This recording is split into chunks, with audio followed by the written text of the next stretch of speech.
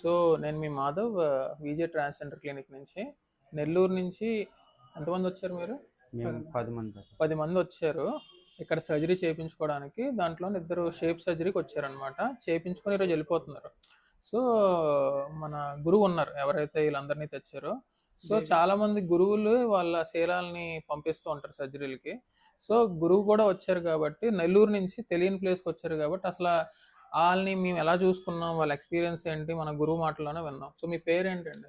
నా పేరు దేవి సార్. దేవి. నేను తిరుపతి డిస్టిక్ గూడూరు, ఇంతకుముందు నెల్లూరు జిల్లా ఉండింది, అది తిరుపతి డిస్టిక్ చేశారు సార్. ఓకే. మేము ఇన్స్టాగ్రామ్లో చూసి సార్కి కాంటాక్ట్ చేశాము. ఓకే. మీకు కాంటాక్ట్ చేసిన తర్వాత మీరు రమ్మన్నారు. ఉమ్, ఇక్కడికి వచ్చిన తర్వాత ఎట్లుంటుందో ఏముంటుందో హాస్పిటల్ మేము అనుకున్నాము. ఉమ్, కానీ ఇక్కడికి వచ్చిన తర్వాత చాలా హ్యాపీగా అయ్యింది. పిల్లకాయలకి షేపు సర్జరీ కూడా సూపర్గా చేస్తున్నారు. మీకు మేము ఇక్కడికి కంటిన్యూ అనుకున్నాము. కానీ రూమ్స్ కానీ సారు రిసీవ్లు కానీ అంతా చాలా బాగా నచ్చింది నాకు. ఉమ్, చాలా చాలా బాగుంది. చాలా మనస్ఫూర్తిగా గుండెల మీద చేసుకునే చెప్తున్నాను. సార్ రిసీవ్లు కానీ అంతకుముందు మేము అసలు రూమ్లకు బుక్ చేయమనలేదు సార్కి.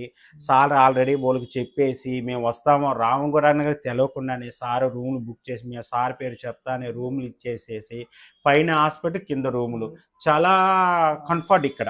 నాకైతే చెప్తున్నాను మనస్ఫూర్తిగా చాలా కంఫర్ట్. Thank you sir. మమ్మల్ని బాగా రిసీవ్ చేసిన దానికి, బాగా పిల్లకాయలు బాగా చాలా చక్కగా పిల్లకాయలు కూడా షేప్ గిప్ అంతా బాగుంది, చాలా చక్కగా ఉంది. Thank you sir.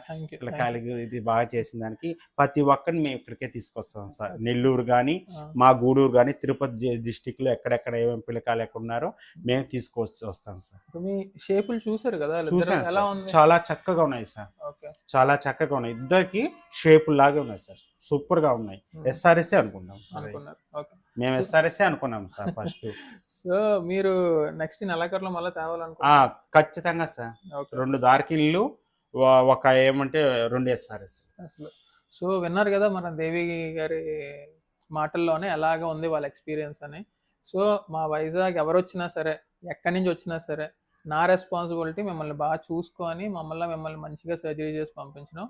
ఇంకేమైనా డౌట్స్ ఉన్నా, ఏమైనా క్లారిఫికేషన్స్ కావాలి అన్నా కింద స్క్రోల్ అవుతున్న నెంబర్ మీద కాల్ చేయండి. ఇన్స్టాగ్రామ్ చూడండి, యూట్యూబ్ చూడండి, ఫాలో అవ్వండి, మాకు కాల్ చేయండి అండ్ మా దగ్గర రండి, సర్జరీస్ చేయించుకొని హ్యాపీగా వెళ్ళండి. సార్ గారికి ఒక కాంటాక్ట్ చేస్తేనే సార్ మొత్తం సారే చూసుకుంటున్నారు. ఇంకా మనకి ఇక్కడ ఏదైనా రూమ్లు దొరుకుతాయి, ఇది పట్లేదు, అది అక్కడ ఏం దొరుకుతుందో ఏం దానికి ఇబ్బంది పడాల్సిన అవసరం లేదు. హాస్పిటల్ స్టాఫ్ కూడా బాగా చూసుకుంటున్నారు, సార్ కూడా బాగానే చూసుకుంటున్నారు.